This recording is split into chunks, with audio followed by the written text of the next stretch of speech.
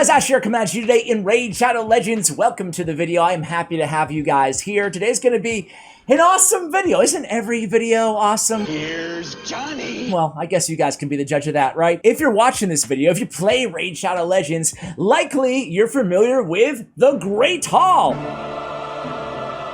The reason most of us even play PvP arena or classic arena in the game whatsoever, but you know, you might also take advantage of tag team arena. I have to say, tag team arena, I was not a fan early on, but it has grown on me quite a bit. I actually really enjoy just sitting there, you know, at night sometimes in bed where I should be paying attention to whatever I'm watching or reading or whatever, but instead I'm kind of multitasking, and then 20 minutes later I have no idea what just happened in the movie or the TV show I was watching. I like to try to focus on arena teams, try to optimize my arena teams. So whether you're a brand new player or whether you're a seasoned endgame player, what I want to do in today's vid is share, I've assembled 10 different types of arena teams. And we're just going to basically go down the line here in the classic arena. Here in Gold 5, the teams aren't the toughest in the entire world, but they're also, you know, not easy necessarily. So we'll go ahead and strategically choose which teams that we face up against, and it will give me the opportunity to highlight some cool teams for you guys. We're going to talk about Go Second teams, Blender comps, speed farming arena teams, everything, right? So I have all the teams assembled. A lot of these teams, there's going to be a lot of viable replacements for these champions. Some of them going to be pretty accessible, kind of free-to-play friendly. Some of them are going to be very pay-to-win, but we really want to talk about the concepts behind these teams that make them work, right? More so than just every specific champion. However, there will be some specific champion teams. Starting with not this one, but this is a Blender comp. Blender comps are so much fun, man. I think that Blender comps are probably the most efficient way to farm your Great Hall because they're so freaking fast. So here we go against another speed team here. And I'm going to show you, by the way, the builds on all of these teams. Every champion that we use today, I'm going to show you the end of the video. Pardon me if I make this quick. Dead! That's it. 2 seconds. 2 seconds. So how does a Blender comp work here, guys? Essentially, with the Blender, we have a speed boost lead. Some people don't even use a speed boost lead. They could use a skull crown in this comp, for example. As the aura lead, she also has a speed aura. And then we can just put another AoE nuker on the third position and just make it all-out Blender. Or, like me, you can go with 2 strong AoE nukers, and you can go with the ally attack champion, Falcon the Fat, and Longbeard are my 2 personal favorites. However, there are a lot of ally attack champions out there in the game that you guys can utilize. And then that's basically it. You guys just saw it, right? I mean, that was so much fun to watch. I kind of want to do it again. Okay, so what exactly did you see? Let's bust out this easy, quote-unquote easy team. With a Vogoth and 2 Underpriest Brognies. I don't know if we're going to be able to take them all down, but let's see. It's just fun to watch, man. And we actually don't take them out there, but I think we'll still win the battle. Yeah, we're still good. We're still good. You never know. You never know, right? All 3 of them in stone skin. I'm screwed. So with the Blender, the upside is super, super fast and effective. The downside is you know, you have to be choosy, right? We could probably go into all these teams, to be fair. But, you know, this team right here, we wouldn't be able to go into this team with a Blender comp. We would just die. So you have to do a little bit picky and choosy here. We don't have a buff remover on our particular squad as well. So if they come in with a bunch of buffs and a Siffy that goes first, you might be screwed. Okay, next team. It's going to be, let's go with the most pay-to-win team we're going to spotlight in today's video. Actually, if we're going to use the most pay-to-win team, we might as well use it against this difficult team, right? So this is it. I put out a video on this team, guys. It was the Molly Tankard, making the world's strongest Molly Tankard or whatever. You can argue she's the strongest or not the strongest, but she's so freaking strong right now. I'm going to show you again all the builds at the end, but 302 speed, 748 accuracy, 5k on the defense, 342 also on the resist. She has the 2-turn provoke. So what type of a team is this? It's a Go Second team, but really abusing the Necrot the Great. Necrot the Great and Siffy and Rhodos are just amazing arena options. I felt like I had to include at least one of these teams, well, at least one showcase of this team, of a Necrot the Great team, because Necrot can really go on any Go Second team. This is kind of an endgame Go Second team, if you will, right? The idea here is, first and foremost, on a Go Second team, we're going to talk more about this in other comps as well as we go. No, Siffy, give Siffy. Okay, he got Siffy. You fellas have nothing to worry about. I'm a professional. Well, he didn't kill her, but he got Siffy. The idea on a Go Second team is, number one, is you have to figure out a way that your champions aren't all going to die. because you're going second. You know what I'm saying? So you're going second. You got to figure their nukers are going to go. You're going to take some heavy hits. You might take some debuffs. You need some sort of a strategy, some sort of a game plan. So obviously having a reviver on this team, I have 2 revivers in Molly and in Sify. Having revivers helps. But you can also use shield champions, ally protect champions. Necro the Great has an ally protect, a great ally protect at that, and a block debuffs on the squishiest champion, the champion lowest HP on my team. So finally we're getting around here. We do land those provokes. We kill Duchess yet again. No. We ignore unkillable. Oh, Rotos is on I'm a professional. a streak here, guys. There it goes. Rotos goes 1, 2, 3. Boom! The Rotos hammer comes down. On a team like this, essentially, we're taking a control champion. We can have Prince Kymar, you can have Cornelia, you can have Molly Tankard. We're taking a really good reviver. You can have a champion like Rector Drath, and then you could put your reviver in Stone Skin as well. You can see, and on this squad, we have Necro the Great in Stone Skin also. So that would be kind of a pay-to-win, go second team for you guys. All right, team number 3 is going to be, I have 2 versions of this one. I'm going to show you my main speed team, and then I'm going to show you a free-to-play friendlier version, okay? So my main speed team, guys, I've taken Kymar out of this team, and I'm giving some love to my boy, Nekmothar.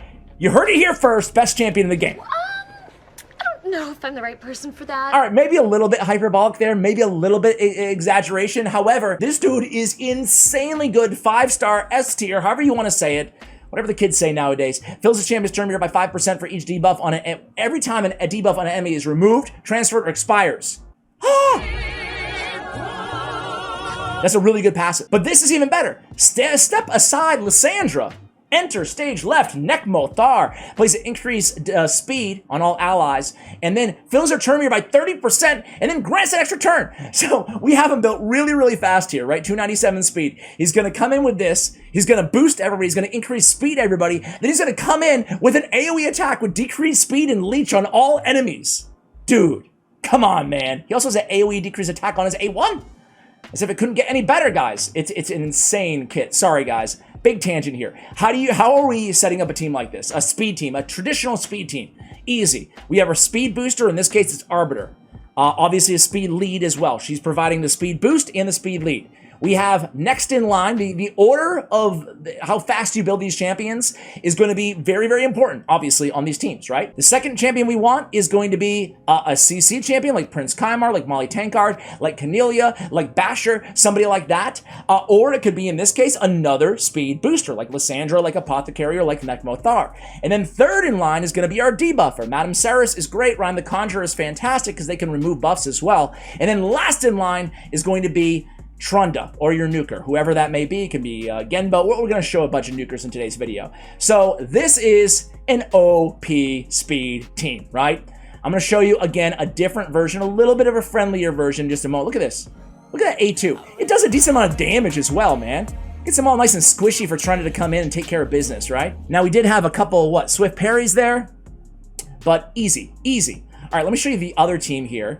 And the other team is, let me refill the tokens here. It's the same concept, exactly, right? So we're not going to spend too much time on it, but a speed lead in Skullcrown. She's also our nuker. We have kind of a hybrid spot here. We talked about it. In this case, we put Sinesha because they're companion champions. They have a nice companion synergy. She can also do some decent damage on her A1. She's also a great healer. And then we have our debuffer. But the same type of thing is going to be in play here. We're going to have our fastest champion is going to be our speed booster. And then we're going to have our debuffer. Then we're going to have our, in this case, hybrid. And then we're going to have our nuker go last. So let's see how we do. And they go first, so we might die here. And it looks like we're gonna die. That's unfortunate. That's yeah. Candy's like, yeah, dude, you're gonna die. You're gonna die. But the sisters can do some incredible things here. I don't know. So yeah, go figure. I call it free to play, but it has a freaking void epic in it in Skullcrown. But go figure, this team loses. The first loss of the video. Hopefully the only loss of the video. Let's go ahead and end this battle. Let's try it one more time. But you guys get the concept, right? You have to be careful of the teams that you go against. You have to go against a team that you think you can beat in the speed race, right? I mean, this little squishy team down here, I mean, we should be able to take this team out, right? Let's see.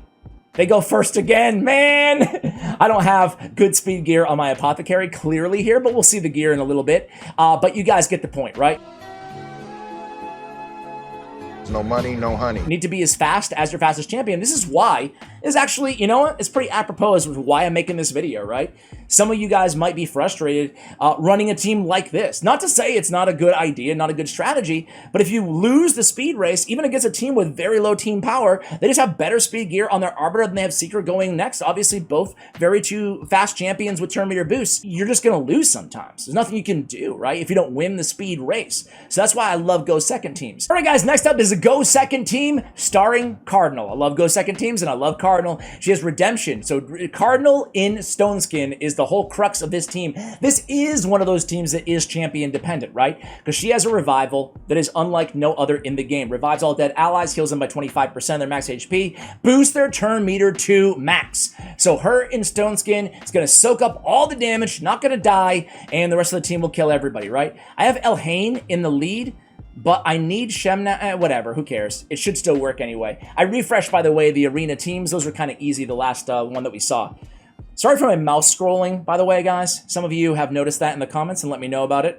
I see you, I hear you. I have this bad habit of zooming in and out whatever I'm playing, so I apologize for that. I won't do it again. But check this out, guys. Look at that. Everybody, ooh! Check this out. Everybody died. Trunda! Well, we kill them all. We come back to life and we kill them all. That's why I love Cardinal teams, guys. All right, next up is going to be, let's go with, you can see I have all these teams kind of selected here. Let's go with a high resist team against the Hegemon team, right? However, I will say that Molly Tankard is great against Hegemon, but we already spotlight that team. So this is like the second most pay-to-win team, I guess, right? This is a high resist team, though. I mean, it's pretty basic. We have Lydia as our high resist lead. You can use Rosin Scarhide as well. We have Siphi and Rotos combo. Again, we have Mithrala Lifebane, whose accuracy turns into, or resist, excuse me, turns into accuracy.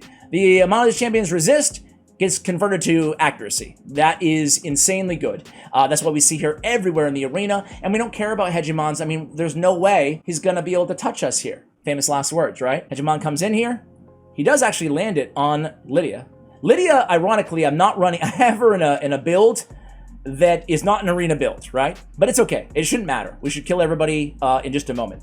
I have her in a kind of a speed farm or Hydra Clan Boss comp, so not high resist is really the point. On a team like this, we would build Lydia with high resist as well, right?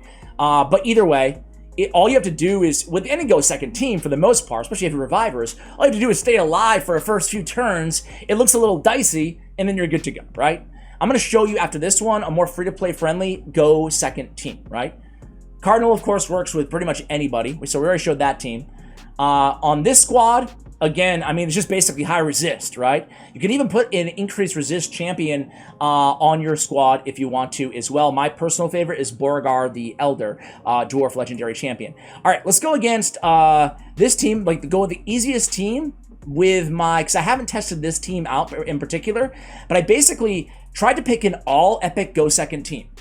So how are we building this team? First of all, defense, arena, secret can be used on Go First or Go Second teams because he has this awesome passive. Heals his champion by 20% of HP and places increased defense on all allies whenever he's hit with a critical hit. That's amazing. I love him paired with Sandlash Survivor because her passive is an ally protection on all allies for 2 turns when any ally's HP drops below 50% with block damage on her. You can see those two passives are incredible together, right? And then we have Vogoth. He's going to have like the instant heals going on here from Festering Dynamo. Whenever he's attacked, heals all allies. So we're getting 3 of our champions basically being used here just for their passives. And then we have Magnar, one of my favorite Go Second nukers in the game. So let's see this team in action. Hopefully we go second. Okay, we do. So their Seeker comes in. Couple shots. Genbo, don't kill us.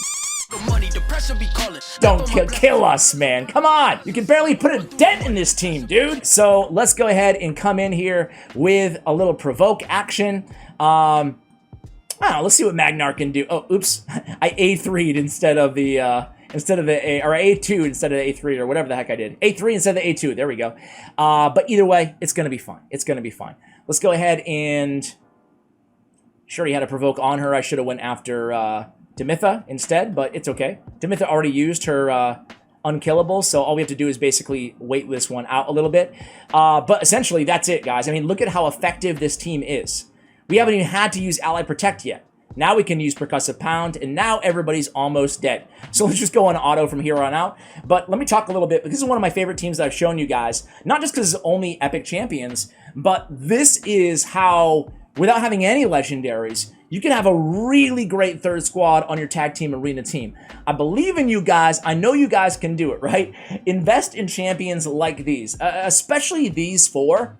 Personally, they're my 4 favorite epic go second champions out there in the game, right? Now, with any go second team, it's going to take you a little bit longer. So this strategy, it can be fun to just mess around with, can be great in tag team, it can be good against teams that you know you're not going to beat, speed teams. I don't have speed to contend with that Arbiter team, forget about it. I'm just going to go with the go second team and try to play it safe.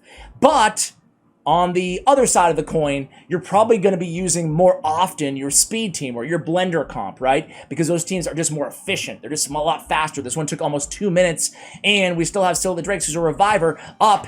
Luckily, shouldn't have a revive up. So the downside here of this team, another downside, is we don't have a debuffer. So having a champion, if I was going to include a legendary champion, I'd probably go ahead and include, I guess, like Ragash. In place of maybe like Sandlash Survivor or something like that, you know? So we had a decreased defense and a stun champion on the team. Let's keep going, guys. Let's go with a little bit of a tanky, a control team. So we haven't talked much about control teams so far. Obviously, it is a go second team as well. We have Torment. Torment's like one of the best control champions out there. We also have, I really like Glicia. I really love Glicia Soga. Yeah. Glicia. True. I built her kind of recently. Look at that base defense, man. She's really cool. She has an AoE weaken. And then she can steal a buff if they're under freeze. And then on the A3, she has block debuffs on all allies, and then has an 80% chance of placing a freeze on all enemies. Fills the champion's turn meter by 15% for each freeze debuff place. So more control there. We got to double down on freeze with her and Torment on the team, and her skills can't be put on cooldown. She's a great anti-Warlord champion as well. Can freeze Warlord, Basher, whoever, put your skills on cooldown, right? Vis-a-vis her passive or an ally has a chance. Really, really great. So this is a great team. I'm running Razin in the lead. Doesn't have to be Razin, but I love his resist in arenas. Second best in the game at 90 resist behind Lydia. And then again, Mountain King, we have a shield set. So this is a go second team. So a nice 100k HP Mountain King in a shield set going against another Mountain King. Let's see which Mountain King team comes out on top here, guys. You can see already, landing some freezes. You love to see it. Razin comes in with his A3 ability. That's going to 100% reduce turn meter. Thank you very much. Now, they do have 2 revivers, so that's kind of annoying, but this is a really, really fun control team, guys. Actually, they have 3 revivers. I didn't even see Ursula hiding over there, too. What the heck is going on here, man? Either way, very fun and effective team, and we just got 2 really good freeze champions on there.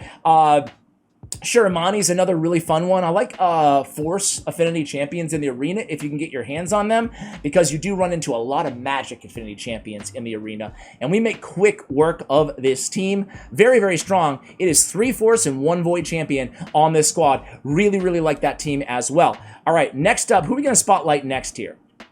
Let me show you my other main team, if you will, right? It's another go second control team.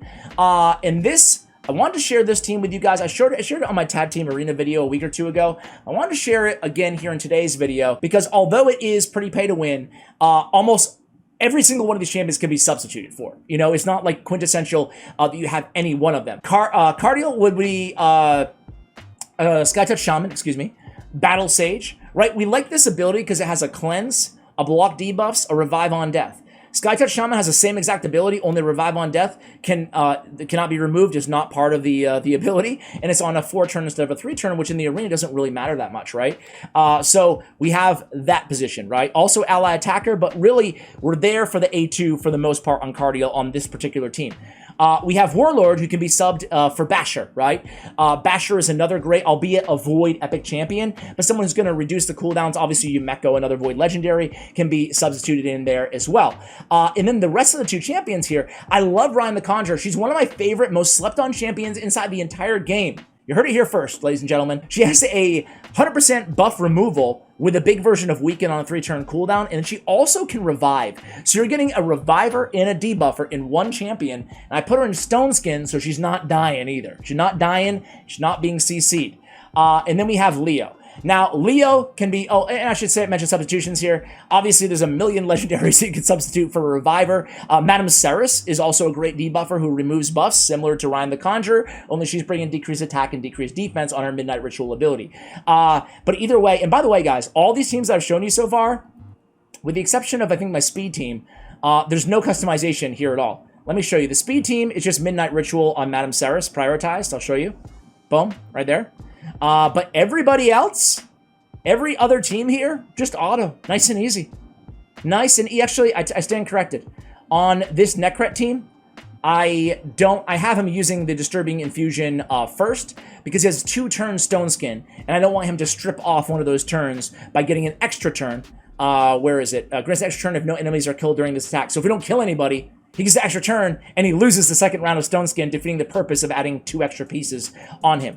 Anyway, other than that, it's just auto teams, guys. So, back at it here with this squad. So, Leo. We just want it to be a nuker who can take a punch, right? Leo, Skull Crown, they both have the unkillable passive. Or you can use, you know, good old Magnar, you know, or Solus if you're lucky enough to have a champion like that. All right, here we go, here we go, here we go. Angel Song comes in. Revive on Death can't be removed. This is the control element of the team. Of course, there's other strategies you can use as well. We don't have a team like this, but I'm going to build one right after this for you guys. It's going to be a bonus arena team, right? Essentially, you can use a CC champion like Cornelia. Anybody who puts everybody to sleep, really. That's all you need.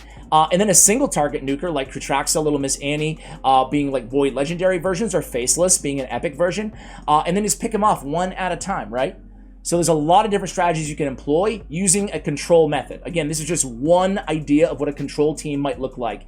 And we're going against a very good Go Second team here, and you always got to be careful of Baron, even inside the arena with the Sky Piercer ability. We don't want to see that hidden skill unlocked at all.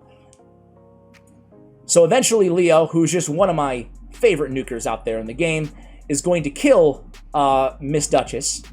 And then we'll be good to go. And the nice thing is Cardiel's Revive on Death, again, it can't be removed, guys. I mean, that's insane. We don't have to worry about the revival on Duchess, because guess what? Warlord put it on cooldown, right? Although she is 1 turn away from it now. Oh, there we go. He's back to his Orcish rituals. That's why Warlord is so freaking unfair, man. Let me know, guys, by the way, while we wait to kill this team, let me know what arena team are your favorite. Like, who are your main arena comps? I would love to hear from you guys, especially if you have a team that's different than the ones that I'm spotlighting in today's video. Just again, just try to give you ideas, right? Trying to give you ideas. All right. Let's finish this up. Come on, Vogoth, Necret, go down, go down. Like these teams, some of these teams are just so tanky, right? So tanky. Now we included a Torment team. I will build that team next, like I promised you guys. But I want to talk about an Anti-Torment team too, right? Because sure, it's all well and good to talk about Torment, but what if you're going against them in every other arena battle? What kind of strategies could you employ in those situations? We're going to talk about that, and there's a Torment team right here to go against. That's perfect. But first, let's pop off against this team using kind of the single target nuker strategy. Now, I have no idea what gear I have on these specific champions I'm going to show you guys, so don't judge too hard. We might just wipe. But the idea here is we're using a Prince Kymar. We can run him in the lead. We're going to go in there and customize his abilities as well. He's going to put everybody to sleep. You know what? We can just run Arbiter on this squad as well, make it a little bit faster. And why am I recently used first? Where are you, Arby? Where are you, Arby? Don't ever call me Arby again, she said. And then, so we're going to put everybody to sleep. Again, you can use Cornelia, anybody who can put them to sleep, you know? Stun even better, right? Freeze, whatever. Then we just go with a debuffer. So again, I'm just going to go with like one of my, basically the main team for the most part in Madame Ceres. And then we'll go with Faceless. Is Faceless naked though? That's my only question to myself. 67% crit rate. No, we can't go with Faceless. Let's go with Crew. I don't know how good I have her built right now, but I just don't want to be sitting here searching forever with you guys. So where is she? Is she +1? Is she +1? Traxa? You know what? Screw it. Let's go with Faceless. My lovely editor, you can edit all that shenanigans out if you want to. The idea here is we CC everybody, And it doesn't matter how fast the rest of the team is. Everybody's to sleep, and then we have a single target nuker. If we had an AoE nuker, sure, we might get lucky and kill everybody. This is kind of an easier team to go against. But sometimes it's not going to work out, right? Sometimes they're going to wake up everybody and you're going to die immediately afterwards. With a strategy like this, well, you can look at the team and say, oh, they have a reviver here. They kind of have almost 2 revivers. Let's go ahead and pick off the reviver first. Boom. Now she's dead. Now they can't get revived, and they're all going to lose their turn, right? Now we can just basically redo everything with Kymar here. But this is a strategy you guys can employ as well. Go with a CC champion, a control champion, a stun champion, anything like that. And then you can just keep coming in and picking them off one at a time in whatever order you choose, right? It's a beautiful strategy. This is kind of a strategy that I ran for a long time when I was kind of starting out because I had enough good speed gear for 1 or 2 champions. This is the type of person who could use a strategy like this. Umbral Enchantress as well for a Provoker is a great option for a team like this, right? I had enough good speed gear for 1 or 2 like really fast champions, but I couldn't get my whole team to be fast enough. So that's where you want to employ a strategy like this, CCing the enemy team first with a stun or a sleep or whatever, and then have a single target nuker, pop them off one at a time, right? All right, guys, so the Anti-Torment Team. This team really revolves around one champion, and it's a champion that everybody should have built. Been watching this channel for a while, you know I'm a massive fan of Dark Elhaine. She basically is the best. She's like a cheat code to kill Torment teams, right? She's going to instantly activate her hard-hitting A2 ability every single time that an ally is frozen, right? So we have block damage from Helikath, defensive or lead from Helikath. We have Ryan for a reviver if we need it, and we have Vogoth to try to keep everybody healed up from dying to begin with.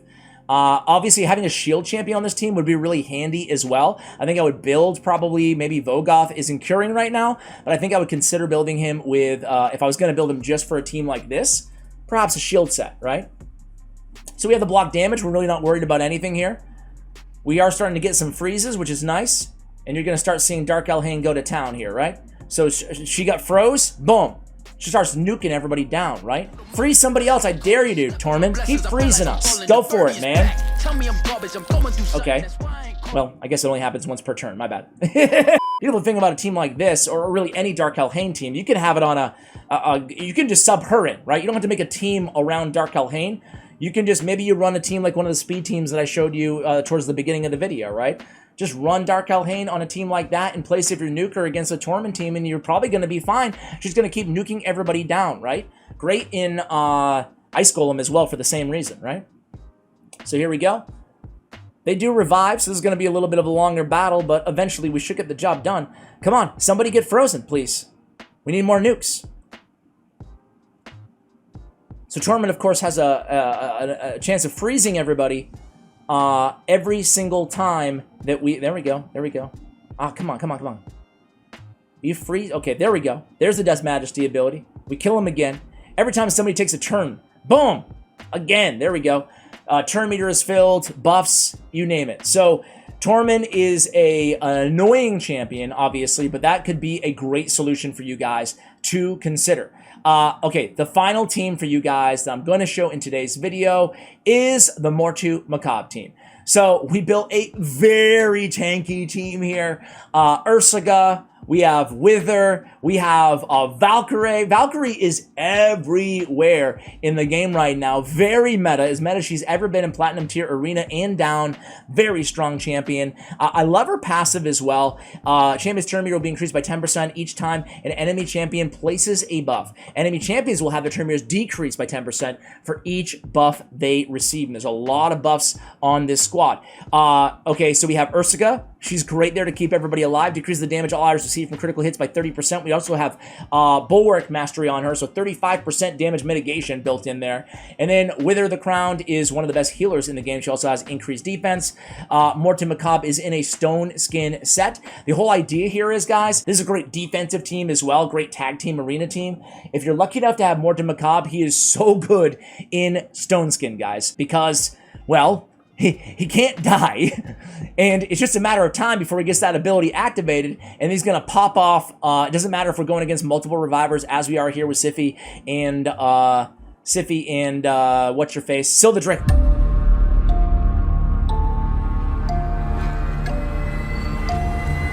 What did you say? Wow. He is so screwed.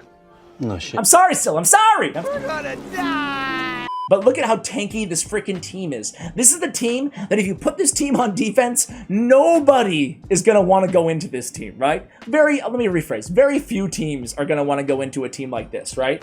I have Stone Skin on Ursica as well, Stone Skin on Mortar Macabre, and heck, I could put Stone Skin on Wither the Crowned, and I think it'd probably be a pretty good option, right? So 3 Stone Skin champions would be even better. Granted, Stone Skin only lasting for 1 or 2 turns, so you're still going to have really, really robust, defensive abilities or passives to keep you alive. We talked about a bunch of passives a bunch of epics, who have great passives like that. You can see that was the hidden skill, the peril ability of Mortar Macabre going down there and really just making quick work of Rosin Scarhide. Now, can we quickly take care of the other champions here so we can end this video? Yes! Yes! We're going home! Actually, we can't end the video. I gotta show you all the builds! No! No! My lovely editor, Osama. I love you, Osama. We're a partnership, me and Osama. We talk a lot about these videos, and we put a lot of planning into them. We try to, give full effort, but he's definitely a 2-man job. It's definitely something that I was very, very lucky to find him. So anyway, he's gonna love that I'm like, it's not over yet, guys. He loves the long videos. Not over yet. We're gonna look at all these champions builds. Hey, this is boring. I'm gonna bring you back at the end of this this battle, and then we'll look at all the builds really quickly, okay? Oh my god, I forgot the golden rule of a Mortar Macabre team is that he never uses his peril. He never procs his peril unless you're going against him. That's the only time he does it, right? Guys, I want to go ahead and show you all the builds, but first I want to show you that team against a more difficult team. So check out Hegemon, Siphi, Trunda, Lydia, you name it, right? A little bit trickier of a team. Excuse me, guys. All right, but it's still no match for this squad, right? Look at how easily. Trunda hasn't gone yet, so let's go and look at that. Trunda hit? What Trunda hit? Nothing. It's nothing. Now, I'm not going to make you guys sit here and wait for another 20 minutes to watch this team battle it out, but really, this is the idea behind a squad like this, right? You just keep everybody alive, keep them nice and healthy, and nobody can take him down, right? Nobody can take him down. We have one of the best healers in the game here, obviously, in Wither the Crown, so even Valkyrie, who is low on life right now, she should be okay. She has one of the best shields in the game as well, so we should be okay. And look at all those jealousy passives we're also getting. Look at that. Look at that. Removes all buffs. Boom. Actually, this is kind of a fun battle. Let me see if I can wait this one out a little bit. There we go. We take one of them down, right? Now we got the shield up. Now it's just going to be a matter of time here. But it's probably going to be a lot of time. So you know what we're going to do? We're going to come back at you guys again in a moment. Be right back. All right, guys, another 5 minutes, but we got the job done. We got the job done here. All right, now let's go take a look at all the builds. I figured a team that was that pay to win, we ought to show a tougher opponent against, right? So let's go ahead and go recently used first. I'm not going to make this super, super long. I'm just going to show you all the builds really quickly here. Don't mind. I don't know why the icons don't come up. It's so annoying. But obviously, Stone Skin on Mortar Macabre. We have it for 1 turn here. In terms of masteries, you guys can see we actually have War Master. I want to switch that to Helm Smasher for the arena on all of our arena nukers. But just going with a lot of HP, obviously, on Mortar Macabre. Wither the Crown, we just have her just kind of tanky, essentially, right? So a lot of HP, a decent amount of defense, a lot of speed, 250 there as well. Ursica, I mentioned this, but she has a lot of resistance, so 540 resist total. I'm sacrificing some accuracy on this build and some speed, but I have her in a 6-piece Stone Skin. So she is an absolute tank because we're really using her for the Golden Guard passive ability on that particular team. Valkyrie we just have built in kind of a clan boss setup right here with a ton of defense, and that's basically it. Some 100% crit rate for a little bit extra damage. Helicopter we have in a solo build right now, so regeneration. We have Ryan the Conjurer, already mentioned this, guys. Actually, let me show you quickly the masteries on these champions as well. There's War Master on Valkyrie, Ursica. As I mentioned, we do have Bulwark on there for the extra damage mitigation. And then Wither, we have no masteries. Awesome. Way to go, Ash. Way to go. Way to go. We'll wait for the next clan versus clan to purchase those. So Ryan, we have accuracy. We're trying to build her as much accuracy as we can to take get utility out of the sweeping dismissal, A2 ability. But because I have her in Stone Skin, I also, had to pick and choose. I don't have a ton of great Stone Skin artifacts, so I had to do the best that I could. I'd like to have her accuracy much higher than this, but we still get by with 221 speed, decent health stats that as well. And again, Eagle Eye on the Masteries. Dark Helheim we actually have in Savage gear, and we have her in attack percentage on the boots because we don't care as much about her speed. It's only 147. We want more attack, more crit damage, more crit rate because she's instantly proccing every time somebody gets frozen. That ability. She also has Helm Smasher, as we mentioned. Vogoth, we actually have Vogoth also, excuse me, in Bulwark. Decrease damage all items received by 5%. This champion receives that damage instead. We also have him in a curing set. 20% bonus heal is actually a massive bonus for a champion like Vogoth because he's doing so much healing with that passive. Other than that, we're just trying to maximize his total HP. We have Kymar here in a very fast build, 285. We also have him with 431, a little low, actually a lot low on the accuracy. We're really aiming for quite a bit higher, 600-700 or higher accuracy for Platinum. But either way, I run him on the same team usually as Madame Ceres. So if he fails, she can come in and still remove all buffs, and she has a much higher, which we'll see in a moment here, much higher accuracy. So on Kymar Masteries, we have Eagle Eye, obviously, as well. Pretty much any debuffer, we're going to have Eagle Eye. Kymar, I use him in a bunch of different areas, but ideally we would have accuracy on the chest. We also have accuracy on the banner, which is not totally leveled up. Shame on me. What are you doing, Ash? Let's go ahead and do that. We don't have accuracy, so we went with the speed instead because he is in a speed 2 team on another area that I use him. But I would just maximize accuracy generally for most of you guys. We have Arbiter in all of my very, very best speed gear, 367 total speed on her. Even flat stat gear is important to roll up, especially if it is speed. As you can see here on this chest, who knows, you might get a trip roll on a flat stat chest. It's worth rolling at least to level 4, okay? On Arbiter, we want Lore of Steel. We also have a little bit of resistance here in Unshakable on the Mastery. This is a very arena build for Arbiter. Don't get as much utility on this sort of a build in other areas of the game like Hydra Clan Boss, etc. Even though you can still use her, she's just not as good. I would definitely rebuild her quite a bit, add some extra accuracy as well. So, Madame Ceres, amazing champion. We're prioritizing accuracy, 667, 260 on the speed, so pretty tanky as well. Eagle Eye as well for her on the Masteries. Faceless, he's not even fully geared up. That's why his crit rate was so low, apparently. But, you know, Faceless Savage gear is going to be the go-to. Same thing with any other Nuker. Helm Smasher is going to be your tier 6 option there.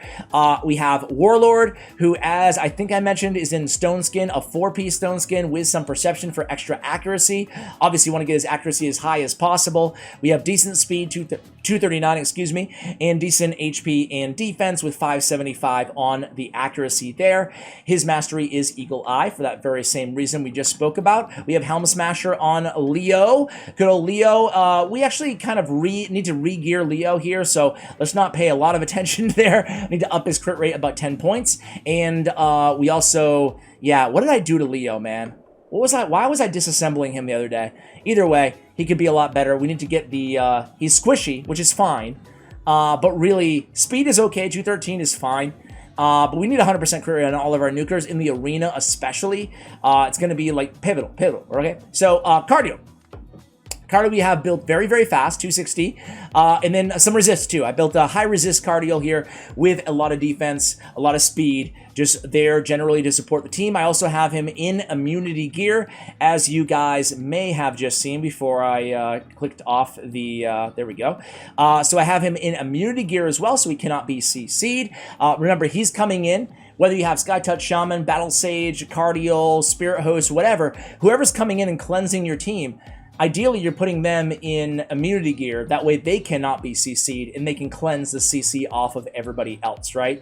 Razin, we have, let's see, some decent resistance on him. Okay, he was in the high resist team, so it's going to be 391, but it's really going to be, you know, 481, essentially, with his aura lead added onto that. And then crit rate, crit damage. This guy can actually pack a punch, so definitely can build with him as a quasi-nuker as well. He has, like, a PvE build on him right now with Giant Slayer Mastery. I would still go with Helm Smasher if you were trying to, you know, prioritize just arena with this champion. Otherwise, definitely Giant Slayer.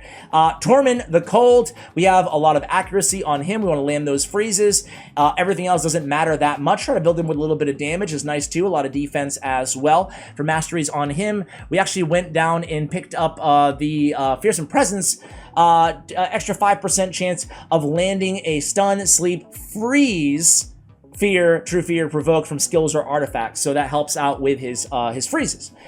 Next up, and we actually have him in a frostbite as well. 15% chance to block freeze debuffs and a 10% to place freeze debuffs on one turn on the attacker. So not too bad to have on an already freeze heavy champion, if you will. Glicia Soga is going to be high resist, right? 542 on the resist. We want her to land her freezes. She doesn't do a lot of damage, but she's very tanky, so extra defense, and again, really high accuracy is the most important thing. We also have her in immunity gear as well, because she also brings block buffs to the table. Really, really unique Everwinter ability. This ability is really, really good, guys. 80% chance of freeze with block debuffs for 2 turns. And a turn meter fill. Really cool. All right, next up is going to be Mountain King. We have him in a shield set, as I mentioned. We have Helm Smasher, there we go, as our mastery option. Been a long video, guys, sorry. And then, as you can see, we have a lot of HP, so around a 30k shield he's bringing to the table, because, of course, it's 30% ally shield for 3 turns based on the wearer's max HP. Next up is going to be Seeker. We have Seeker in a clan boss build right now. So on a tankier team, we would want to build him tankier, obviously, right, to take a hit. On a speed team, we want to build him really, really fast, right? Accuracy is also great because of his A1 has provoke. We don't have him in a high accuracy build today, though. For a mastery there, we have just Giant Slayer again. He's my clan boss on Bat Eater comps and stuff like that champion. We have Magnar, Helm Smasher, Savage Gear, of course, and just going for crit rate and crit damage for the most part on Magnar. Nukers, I think you guys get the gist right now. Basically what we're trying to do when we build them. Sandlash Survivor, we have her essentially just built with to be as tanky as possible, right? We have her there for a passive, as we talked about on the higher resist all epic team, or the go second epic team. So that's going to be basically all you need to know there. Siffy, as I mentioned, she is on a very, very high resist build at 726 with a lot of speed, a lot of defense, HP as well. For masteries, we have, again, going for more resistance here, ending with Unshakable. All right, next up is going to be Lydia. Lydia, I have just a regular PvE build. I have shield set because she's there to activate Ceres Karma Burn ability on my Doom Tower floor teams. So this is not, as I mentioned earlier, this is not an arena build. She's built fast, and not enough accuracy, certainly, and not enough resist if we're going to run her on a resist team, but that's the build that I'm using on her currently. We have Rhodos. I mentioned this in other videos, but a lot of HP, a lot of a decent amount of attack, but as much HP as we can get. For that reason, we actually have Rhodos in a HP on the banner, and we have HP on the ring as well. Flat stats really do well because his HP does not scale very well at 11.8k. Helm Smasher as well on Rhodos. We have Mithrala, Eagle Eye. We're going with as much accuracy as we possibly can on this champion so we can have that very, very high resist as well. So we're rocking an 870 resist on this champion, guys. That is insane. That's what makes her so dang good, man. We have her in triple perception for all of that accuracy. Again, as we mentioned, increases champion's resistance based on the amount of accuracy she has. I think I might have said that the wrong way around earlier in the video, but you guys get the point either way, right? Shemnath, we have in a pretty high accuracy build to remove all those buffs, and also kind of a nuking build as well. Really, really fun champion. Big fan. I have her in lethal and perception. Masteries, I have Helm Smasher on there as well. Genbo, Masteries, again, Helm Smasher. We have a double cruel set here, just going for as much damage as humanly possible on this champion. Cardinal, I mentioned, but we have Stone Skin on her, and we built her with high resist, so the Stone Skin cannot be removed as well. We do have a 50-50 shot of blocking a removal, but it's nice to have high resist as well, just in case, right? So speed doesn't really matter. She's going to be going last on the team and reviving everybody after they die. So just building her tanky is essentially it. Just random nukers here. I have El Hain. Basically, you know, just a Run-of-the-mill Nuker. I actually like Elhain a lot for an early game arena Nuker.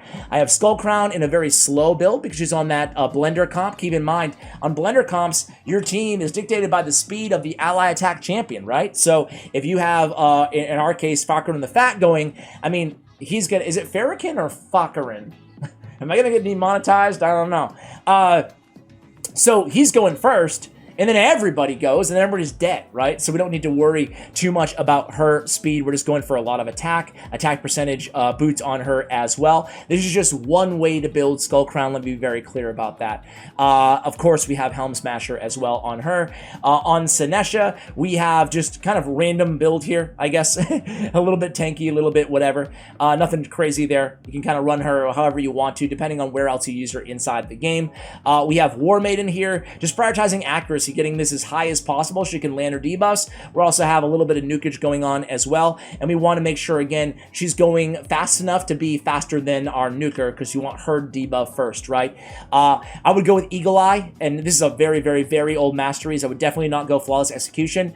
I would go either Helm Smasher for a little bit extra damage, but in 99% of cases for the arena, I would go Eagle Eye on my debuffer, as we already mentioned before. I have Giant Slayer on Apothecary. He is in just an all-out speed. We don't really care about any of his stats for the most part, just speed, because he is our speed booster. We talked about this earlier.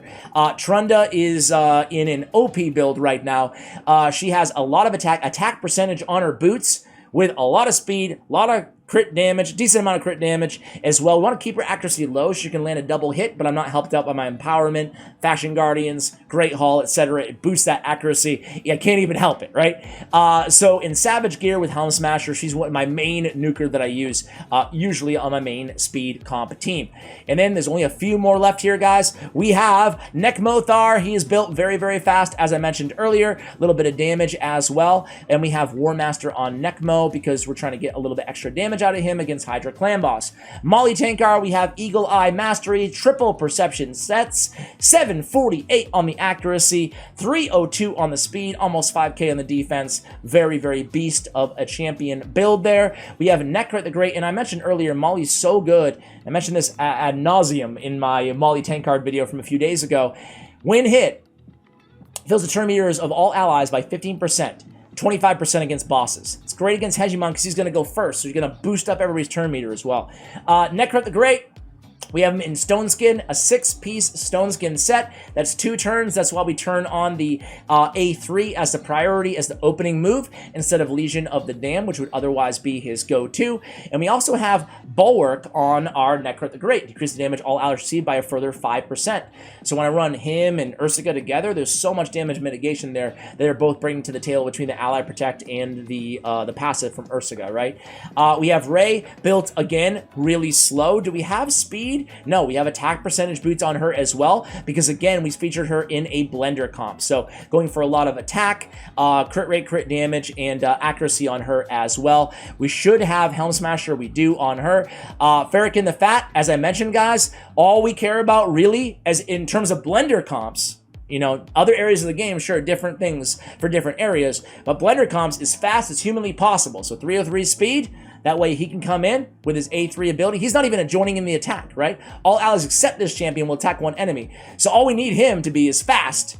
He's going to place increased crit rate, increased crit damage on all of the allies. So on that blender comp, you can see, you know, the crit rate's a little bit low there, but we're getting that boosted from this buff, right? And then they're going to all go in with the increased crit damage. So of course, you know, depending on which champions you have a team grouped with, will depend on how you're able to build them. So yeah, really, really good blender comp build. And that's it, guys. That's it. That's our last champion. This video has been long enough. Let me sign off here. Hopefully you enjoyed the video. I appreciate you guys watching all the way till the end. And as always, take care, guys.